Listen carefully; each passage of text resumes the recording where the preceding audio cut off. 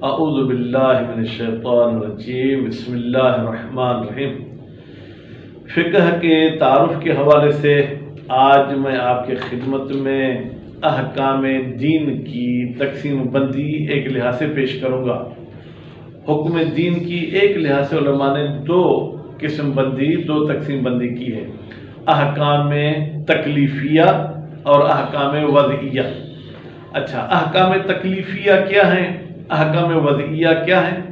احکام تکلیفیہ 5 حکم کو کہا جاتا ہے: واجب، حرام، مستحب، مکروہ، مباح۔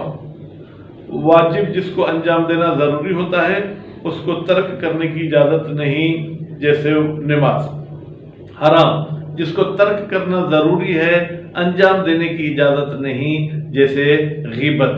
مستحب وہ ہے جس کو انجام دینا بہتر ہے لیکن اگر ترک کیا جائے تو کوئی گناہ نہیں، جس طریقے سے سلام کرنا، نماز تہجد پڑھنا۔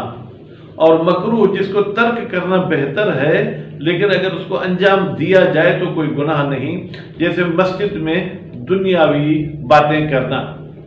بہرحال مسجد عبادت گاہ ہے جس میں عبادت ہی کرنی چاہیے، لیکن آج کل آ کے ہم اپنی تمام دنیاوی باتیں بھی مسجد میں کرتے ہیں، تو وہاں پر یہ باتیں کرنا مکروہ ہے۔ مسجد میں کھانا مکروہ ہے، چاہے آپ افطاری کی صورت میں کھائیں، چاہے اپنا ہوٹل سے لے کر کھائیں، یا مجلس ماتم کے بعد نیاز کھائیں، بہرحال مسجد میں کھانا مکروہ ہے۔ تو اس کو انجام نہ دیا جائے تو بہتر ہے، لیکن اگر کوئی انجام دیتا ہے تو گناہگار نہیں۔ باقی جو ہے 5 حکم وہ مباح، جس کا انجام دینا اور انجام نہ دینا مساوی ہے، یعنی اس میں کسی پہلو کو کوئی ترجیح نہیں۔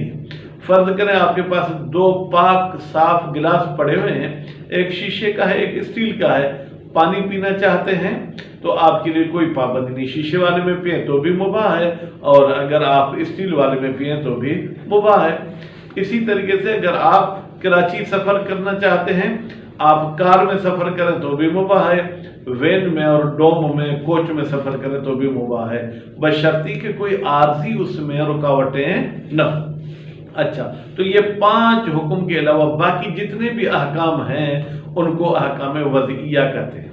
وضعیہ کا بھی آسان اگر آپ مجھ سے پوچھیں، احکام تکلیفی کے نتیجے کو حکم وضعی کہتے ہیں۔ مثلا نماز مجھ پہ پڑھنا واجب ہے، اب میں نے نماز پڑھی، نماز پڑھنے کے بعد اگر میں کہوں کہ میری نماز صحیح ہے یا صحیح نہیں، باطل ہے، تو یہ جو میں نماز پہ حکم لگا رہا ہوں، یہ شریعت نے جو حکم لگایا ہے کہ بغیر وضو کے جو نماز پڑھو گے یہ نماز باطل ہے، اس کو حکم وضعی کہتے ہیں۔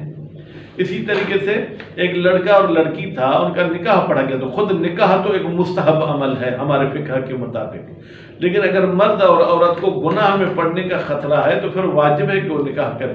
اچھا، نکاح کے بعد اب ان کا آپس میں رشتہ جو زوجیت یعنی بیوی ہونا اور شوہر ہونے والا ہے، یہ جو ہے حکم وضعی ہے۔ کپڑا نجس ہو گیا تو نماز کے لیے کپڑے کو پاک کرنا ضروری ہے، واجب ہے، یہ ہے حکم تکلیفی۔ لیکن آپ نے پانی میں دھو لیا، پانی میں دھونے کے بعد اب یہ کپڑا پاک ہو گیا، یہ حکم وضعی ہے۔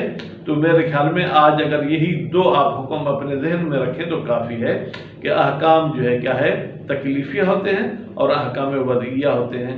امید ہے اللہ تعالی ہمارے اعمال اپنے بارگاہ میں قبول فرمائے۔ وصلی اللہ علی محمد و آل محمد۔